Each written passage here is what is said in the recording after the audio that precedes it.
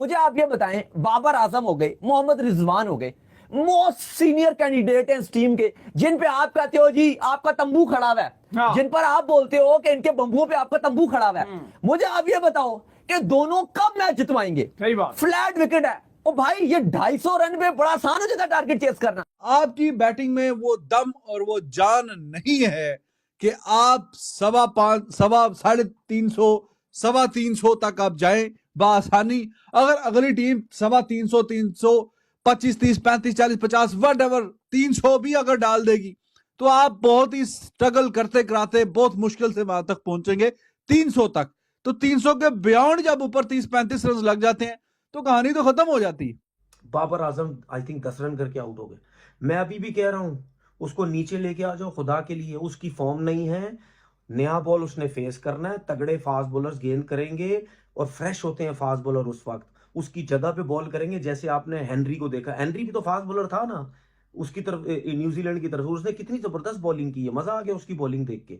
ठीक है, मुश्किल में होगा। Babar Azam I think unlucky रहे थोड़ा सा, लेकिन ब्रेसवेल के साथ उनका ये लव अफेयर जो है ये खत्म ही नहीं हो रहा है। वो जब भी आते हैं उनको बनी बना के आउट करके चले जाते हैं। कभी वो लाइक ऑफ स्पिनर से आउट हो रहे हैं, फिर वो लेफ्ट आर्म स्पिनर से भी फंस रहे हैं। अभी तक उन्होंने इसका कोई रिलीज या कोई तोड़ या हल वो ढूंढ ही नहीं रहे हैं, सिमिलर तरीके से आउट हो रहे हैं। क्या ये टीम बैटिंग सर्फेसेस के ऊपर जो कि ज्यादातर चैंपियंस ट्रॉफी में दिखने को मिलेगी, होम कंडीशंस में रह के क्या पाकिस्तान 10 विकेट ले सकेगा? क्योंकि मैं इसलिए ये बात कर रहा हूं क्योंकि जब तक विकेट्स नहीं लेंगे तब तक आप रिदम ब्रेक नहीं करेंगे, क्योंकि अदरवाइज हमारा बॉलिंग अटैक ऐसा है नहीं है जो कि एक जगह पे बॉल करे और वेरिएशन के साथ बॉल करे कि वो 4 एंड ओवर जो है इन पिचेस पे खाएगा, नहीं ऐसा होगा। फखर ने जैसे इम्पैक्ट परफॉर्मेंस दिखाई है, वही जो 8 महीने पहले छोड़ के गया था वही वहीं से स्टार्ट किया। मुझे लगता है बेंगलुरु में जैसे खेला था वैसे ही वो खेला, लग रहा था कि ये चेज करने जा रहा है, लेकिन साथ पार्टनरशिप लगती, रन स्कोर बोर्ड चलता, स्ट्राइक रोटेट होती तो डेफिनेटली ये 100 भी करता और मैच भी जितवाता। तुम ये चेस करके देते हैं ना, अब जब 350 या 300 से ऊपर टारगेट लगता है तब कुछ करके दिखाओ ना, तब तुमसे चेस ही नहीं होता। बिल्कुल क्लूलेस। ओ भाई, तुम ये चैंपियंस ट्रॉफी की तैयारी कर रहे हो, ये मतलब शर्म का मुकाम है हमारे लिए आज कि हम ये चैंपियंस ट्रॉफी की तैयारी कर रहे हैं। ना आपके, माफ कीजिएगा अली साहब, ना आपके बॉलर से बॉलिंग होती है, ना आपके बैट्समैनों से बैटिंग होती है। पहली बार मैं देख रहा हूं कि एशियन कंडीशन के अंदर जो न्यूजीलैंड है वो आके विकेट्स ले रहे हैं, उनके स्पिनर आके विकेट्स ले रहे हैं। ब्रेसवेल यहां पर विकेट्स ले रहा है, फिलिप्स यहां पर विकेट ले रहा है, सेटनर यहां पर विकेट्स ले रहा है। दोनों आपसे खेलते नहीं बन रहे। ब्रेसवेल ने आपको नचाया हुआ है और सेटनर ने नचाया हुआ है, भाई फिलिप्स ने नचाया हुआ है। 10 ओवर में आके छोड़ रहे हैं। 10 ओवर में एक ने 2 विकेट लिए, ब्रेसवेल ने, सेटनर ने 3 लिए। दोनों ने सिर्फ 41 रन से ऊपर नहीं दिया, प्लस ग्लेन फिलिप्स ने भी 3 ओवर कराए भाईजान को, उसमें भी विकेट मिल गई। सही बात है। अच्छा खासा स्टार्ट बन रहा था, 100 रन बोर्ड पे लगा हुआ था, नजर आ रहा था कि मैच मजा आएगा, पाकिस्तान टारगेट को चेस करेगा। 100 पर एक खिलाड़ी आउट था, 103 पर आपकी दूसरी विकेट गई कामरान गुलाम की। कामरान गुलाम भी बस मतलब क्या मैं बोलूं, छोड़े।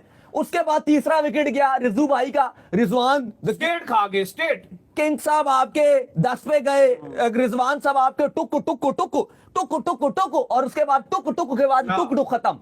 टोटल 1 एंड ओनली फखर जमान। पहले भी हम बात करते थे, मानो ना मानो, पहले साइम था, उसकी है भी उस तरह से। पहले साइम अयूब था, अब फखर जमान है। इस टीम में वही पहले साइम होती थी, अभी वो नहीं है तो फखर होगी। और उसके अलावा सारे जीरो, सब 0/0। इतने टाइम बाद आके उन्होंने बकायदा फखर जमान ने ये तुम्हारे सारे बैट्समैनों के ऊपर भेजा कि भाई मैं इतने टाइम के बाद वापस आ रहा हूं और देखो कि कितने टाइम के बाद वापस आके मैं कैसे परफॉर्म कर रहा हूं। तुम तो लगातार खेल रहे हो, तुमने साउथ अफ्रीका का टूर पूरा खेला है, तुमने ऑस्ट्रेलिया का टूर पूरा खेला है, मुझे तो तुमने ड्रॉप किया हुआ था, मैं तो टीम का हिस्सा नहीं था, मैं तो आया ही अब हूं। और उस आने के बाद भी अगले ने अब आकर यहां पर फिर भी परफॉर्म करके दे दिया। वो तो वेल डिजर्व उसकी जो है वो सेंचुरी थी, वो थोड़ा सा फ्लिप्स का बॉल जो है मिस कर गया जिसमें उसका एलबी हो गया, लेकिन बहुत कमाल का जो है फखर खेला। लेकिन अकेला फखर तुम्हें कब तक जितवा सकता है भाई, कब तक जितवाएगा? पहले सैम पे खड़े थे, अब फकर पे खड़े हो। किंग कब करेगा? 4 छक्के और 7 चौके फखर जमान ने मारे हैं। कब करेगा? 69 करेगा गेंदों पे 84 रन मारे हैं। सिर्फ जो है मीडिया के आगे बैठकर जो किंग का नाम लो, किंग कर लेगा, कभी किसी ब्रॉडकास्ट में किंग का नाम लो, किंग कर लेगा, और फैंस को भी माजरत के साथ बाबर बाबर। और यार तुम फखर के नारे लगाया करो जो बेचारा करता भी है। तुम फखर का नारा ही नहीं लगाते हो ग्राउंड के अंदर। बाबर बाबर तुम शुरू आए रहते हो, बाबर एंड में कहता है ठीक है मैं जा रहा हूं भाई। नहीं, बाबर का यार बड़े इवेंट्स में रन कब बनाओगे? फुल स्ट्रेंथ टीम के अगेंस्ट जब तक ये बाबर और रिजवान रन नहीं बनाएंगे ना भाई, आप जीरो। आपको फुल स्ट्रेंथ टीम के अगेंस्ट रन बनाने पड़ेंगे अगर आपने अपने आप को हीरो बनाना है। बॉल पे बाबर आउट हुआ ना, इतनी आसान बॉल पे उसने कैच यार पकड़ाया। अली दिल पे हाथ रख के बताओ, क्या बॉल था ये फ्लैट विकेट है, फ्लैट विकेट है, फट्टा फट्टा। और भाई तुमसे फ्लैट विकेट पे नहीं खेलते बन रहा। कितने छक्के मार के वो दोनों मिलकर यार इनको। कौन दोनों? वो जो फ्लिप्स और वो थे क्या कहते हैं भाई उन्होंने दोनों ने तोड़ दिया उन्होंने यार। छक्कों की बारिश की है। हाँ एक ने 7 छक्के हाँ। मारे हैं ग्लेन फिलिप्स ने, और दूसरा जो डैरिल मिचेल है उसने हाँ। 4 छक्के मारे हैं। दोनों मिलाकर 11 छक्के मारे। 11 छक्के मारे हैं। ऐसा लग रहा था कि सिर्फ ये फखर जमान वर्सेस न्यूजीलैंड चल रहा है, पाकिस्तान वर्सेस न्यूजीलैंड तो है ही नहीं, क्योंकि वही कहीं चौके मारने की कोशिश कर रहा था, वही छक्के मारने की कोशिश कर रहा था, वही जरा रिक्वायर्ड रन रेट को भी मेंटेन करके लेके आगे चल रहा था। तो जब तक वो क्रीज में खड़ा था तो थोड़ी सी उम्मीद थी, थोड़ी सी होप थी, और जब तक दुनिया के नंबर 1 रैंकिंग बैट्समैन क्रीज पे थे तो तब तक तो ना कोई होप थी ना कोई उम्मीद थी। अब अफसोस की बात यह है कि जब हम पाकिस्तान की बात करते हैं कि पाकिस्तान का भी अगर Babar Azam most effective, most vital, सबसे बेहतरीन, सबसे कीमती विकेट अगर पाकिस्तान की भी नहीं है, तो सवाल तो फिर ये जायज उठता है कि अगर पाकिस्तान का भी अगर हम कंपैरिजन करें और वो पाकिस्तान की भी सबसे ज्यादा कीमती विकेट नहीं है, तो फिर दुनिया की सबसे कीमती विकेट कैसे हो सकती है? आज शुरू में आपने देखा जिस तरह से फखर जमान अटैक कर रहा था और जिस तरह बाबर खेल रहा था, 23 गेंदों पे 10 रन, 23 बॉल 10 रन, और वही बेहुदा सी बेतुकी सी शॉट खेलते हुए आज ऑफ स्पिनर से फिर आउट हुआ। ब्रेसवेल ने पास्ट में भी बार बार पकड़ा बाबर आजम को। मतलब कौन सा ऐसा बॉलर नहीं है कि जिसपे हम बोलें कि यार इसको बहुत बाबर आजम ने कुट लगाई है। राशिद खान की बात करो, आदिल रशीद की बात करो, कुलदीप यादव की बात करो, हर टीम में एक दो हसरंगा की बात करो, कि उनकी बात करें एक दो हर टीम में है कि जो जब भी आते हैं तो वो आके बुरा हाल कर देते हैं। अभी सेटनर पे काम पहुंचा ही नहीं, वरना लेफ्ट आर्म स्पिनर पे भी बड़ी स्ट्रगल है और ऑफ स्पिन बॉलर से भी आउट होके वापस चलते बने। तो सवाल मेरा यह है कि जो अभी रैंकिंग में तो पहले नंबर की रैंकिंग का बैट्समैन बाबर आजम, दुनिया की पहले नंबर की रैंकिंग का है, लेकिन क्या वो पाकिस्तान की टीम का पहले नंबर का बैट्समैन है? अपने दिल पे हाथ रख के बताएं जो लोग क्रिकेट देखते हैं। फखर जमान, इवन वो लड़का जो नया आया साइम अयूब, 3 विकेटें आपके पास ऑप्शन हो कि आप बाबर आजम, फखर जमान और साइम अयूब में से कौन सी विकेट अगर आपको ऑप्शन दिया जाए तो आप कौन सी वाली पिक करना चाहेंगे? तो मेरे ख्याल में बॉटम में बाबर आजम की आएगी। फखर जमान का विकेट, साइम अयूब का विकेट, वो अब जिस तरीके से क्रिकेट खेल रहे हैं, जिस तरीके से फखर जमान खेलता हुआ आ रहा है, तो इंपैक्ट वाली बारी इसी की होती है, यही ज्यादा डेंजरस होता है। दूसरी टीमें चाहती हैं कि इससे जल्दी से जल्दी जान छुड़ाएं। बाबर आजम बेशक कुछ खेल भी जाए तो ठीक है, क्योंकि मैच तो आपसे वो छीन के दूर तो ले जाने से रहा। अगर वो 15, 20, 25, 30, 35 बॉलें खेल लेगा, 30-35 बॉलें ओडीआई में खेल ले तो खेल ले, रन बॉल कर लेगा मैक्सिमम, लेकिन फखर जमान उसके पास है पोटेंशियल।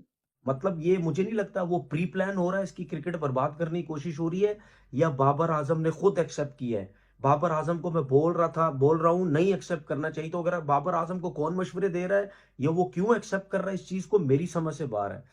मैं दुआ करता हूं और लोग भी करते होंगे कि भाई अच्छा रन करे, लेकिन देखें उसकी आउट ऑफ फॉर्म बहुत ज्यादा हो गई है, बहुत ज्यादा आउट ऑफ फॉर्म हो गया है, उससे नहीं रन कर रहे। मेरे ख्याल है टेस्ट क्रिकेट या वनडे या T20 ये सब क्रिकेट मिला के कोई पता नहीं 27, 28 या 30 इनिंगें उसकी होने वाली हैं, जिसमें उसने अभी तक कोई एक्स्ट्राऑर्डिनरी इनिंग या 100 रन की इनिंग नहीं खेली है। तो भाई जो भी मशवरा दे रहा है एज अ ओपनर, उसको छोड़ो, अपने 30 नंबर पे आओ। ये जो 56 रन की एवरेज है ना ओडीआई की, ये भी नीचे आ जाएगी। किसी के कहने पे आ रहे हो, बकरा बनाया जा रहा है तुम्हें, खुद तो कोई ओपन कर नहीं रहा। अब रिजवान तो ओपन करता है T20 में, क्यों नहीं जाता ओपन? जाओ ना, ओपन जाओ। तो ये बाबर आजम को सोचना चाहिए, मना कर देना चाहिए था बाबर को, भाई मैं ओपन नहीं करूंगा, मैं अपने नंबर पे जाऊंगा। तो सिलेक्शन कमेटी को, कोचिंग स्टाफ को ये सोचना है कि भाई अगर आपके पास एक ही प्लेयर है, ये उसके अलावा भी, उनकी क्रिकेट मत खराब करो भाई, उनको रन्स करने दो। उसके बाद क्या हुआ? सिर्फ वाहिद फखर जमान जिसने मुंह पे चमाटा मारा सबको, जो उसको सिलेक्ट नहीं कर रहे थे, एक ट्वीट की वजह से, इसके चक्कर में उसको बर्बाद किया था। नहीं जी, उसका एटीट्यूड का मसला ही, उसने सही चमाटा मार के गया, बैट लग रही, उसका 100 नहीं हुआ। मुझे पूरी उम्मीद थी कि वो 100 कर जाएगा। उसने अपना कॉन्फिडेंस दिखाया, उसने बताया भाई मेरे साथ ज्यादती हो रही थी, ये लो जी, ये है फखर जमान, ये है जी फखर जमान। उसने आके फेंटा लगाया न्यूजीलैंड के बॉलर्स का, उसने अपने रन करके चला गया वो।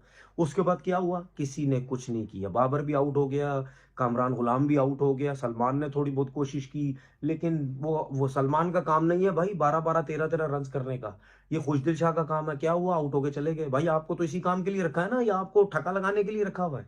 आप लोग तो टोटल पर्ची पे आए हो, क्योंकि वजह ये है कि आप लोग एक आध मैच में रन करने वाले प्लेयर हैं। जिस प्लेयर का 36 दफा कमबैक हो जाए, इसका मतलब वो किसी काम का प्लेयर नहीं है, लेकिन फिर भी उनको लाया जाता है, फिर भी उनको खिलाया जाता है, पर्ची पे या डंडे पे लाया जाता है। मेरी समझ से बाहर। फहीम अशरफ को आपने मैच नहीं खिलाया, क्योंकि क्लियर एक नजर आता है ना, क्लियर एक नजर आता है। हर कोई कह रहा है डंडे पे आया, सोर्स पे आया है, उसको नहीं खिलाएंगे, एक आध मैच खिलाएंगे, उसके बाद उसको सीधा चैंपियन ट्रॉफी में डालेंगे। सारे मैच उसको खिलाते, उसकी मार लगती, एक्सपोज होता, क्योंकि इतने बड़े डंडे से या किसी के सिलेक्टर्स के या किसी उसकी उस पे पर्ची पे आया हुआ है, तो उनको उनके ऊपर तो प्रेशर आ जाता है, यार ये क्या हो गया। अब उनको उनकी बात भी तो रखनी है ना, उसको 100% चैंपियन ट्रॉफी में लेके जाना है, इसीलिए आज का मैच जो है वो नहीं खिलाया। तो मतलब एक ऑब्वियसली यार वी एक्सपेक्ट कि आपकी इतनी परफॉर्मेंसेज हैं, आप किसी भी तरह के शेल से बाहर निकलेंगे, आपके फैंस आपसे ये एक्सपेक्ट करते हैं। लेकिन अभी तक लग नहीं रहा है कि जिस तरह आप स्पिनर से ट्रैप होके आउट होते हैं, चाहे वो ऑफ स्पिनर है, चाहे वो लेफ्ट आर्म स्पिनर है, आप उससे निकलने की कोशिश नहीं कर रहे हैं। कुछ नजर नहीं आ रहा कुछ डिफरेंट करते हुए।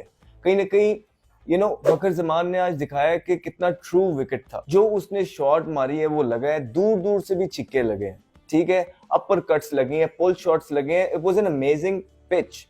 और पाकिस्तान की दफा जब बैटिंग कर रहा था अंडर लाइट ज्यादा बेहतर हो गया था, क्योंकि न्यूजीलैंड जब खेल रहा था स्पंजी बाउंस भी था, नीचे भी रहता हुआ हमें नजर आया बॉल। इसी चक्करों में वो केन विलियमसन ने इतना टाइम लिया और एक्सपीरियंस शो किया।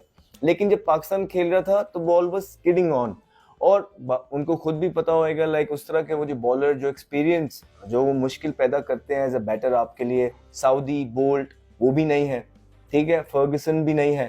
तो ये प्लेयर्स जो है ये तेज है, लाइक 142 पे बॉलिंग करते हैं, फिर एक 138 पे, लेकिन बहुत ज्यादा शॉर्ट एंड वाइड बॉल या बाउंड्री बॉल्स वो कर रहे थे। तो कहीं ना कहीं ये बॉलिंग अटैक, ये पिच, ये कंडीशंस, ये जबरदस्त प्लेटफॉर्म है बाबर आजम के लिए, जो उन्हें कैश और कैपिटलाइज करना चाहिए था।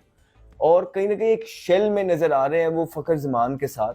जब फखर जमान मार रहे होते हैं तो उनके ज़हन में शायद ये चल रहा होता है कि शायद फखर जमान मार रहा है, वो संभाल लेगा, मैं टाइम लेता हूँ। नहीं, आप भी अटैक करेंगे ना, अगर आप 10 ओवरों के अंदर अपने 5-6 बाउंड्रियां मारेंगे ना, फिर ही आपकी एक इनिंग बिल्ड होगी और प्लस आपकी सिंगलें भी खुलती हैं। फखर क्या कर रहा था, फखर वो एक आधा अटैक करता था, उसके बाद सिंगल उसको खुद ही दे रहे थे। तो आपकी भी सिंगलें खुल जाएंगी, जो स्पिनर के अगेंस्ट आप थोड़ा बहुत स्ट्रगल कर रहे हैं, शायद आप उससे निकले। थोड़ा गेम प्लान चेंज करना पड़ता है, कुछ चीजें इनोवेट करनी पड़ती हैं, ट्राई करनी पड़ती है, रिस्क लेना पड़ता है, और फिर ही रिवॉर्ड मिलता है। You got to do something. आप बार बार जो है किस्मत और कुदरत पे छोड़ के चीजें नहीं कर सकते हैं। आपको as an international player you got to keep hustling. तो कहीं ना कहीं मुझे लग रहा है एक परफेक्ट अपॉर्चुनिटी है, वो ये जाया कर रहे हैं। देखिए चारों तरफ से पीछे अगर आप देखेंगे आप पे बातें हो रही हैं जो कि बिल्कुल ठीक बातें हैं। अगर आप T20 की बात करते हैं, अगर आप टेस्ट की बात करते हैं, लेकिन वनडे में आपकी बहुत जबरदस्त परफॉर्मेंसेज हैं, और पाकिस्तान टीम को आप इन्फॉर्म चाहिए चैंपियंस ट्रॉफी के अंदर। आपका इन्फॉर्म होना इस फॉर्मेट के अंदर पाकिस्तान के लिए बहुत जरूरी है। एक, आप पे बहुत इन्वेस्टमेंट है। 2, आपने परफॉर्मेंस करके दी हुई है। 3, आप एक्सपीरियंस हैं। 4, आप पे ड्यू है। तो अब आपको करना है। बहुत एक्सपेक्टेशंस है आपके, हमारी बहुत एक्सपेक्टेशंस है, आपके फैंस की बहुत ज्यादा एक्सपेक्टेशंस है। आपने उसको लिव अप करना है, और आपको जो सपोर्ट रिक्वायर है हर किसी की तरफ से वो मिलती है। So it's just now the time के Babar Azam has to step up, और कुछ ना कुछ करके उनको अमंग्स द रन्स आना है इन मैचेस के अंदर, और मेक श्योर करना है कि पाकिस्तान को चैंपियंस ट्रॉफी के अंदर मैचेस जितवाएं।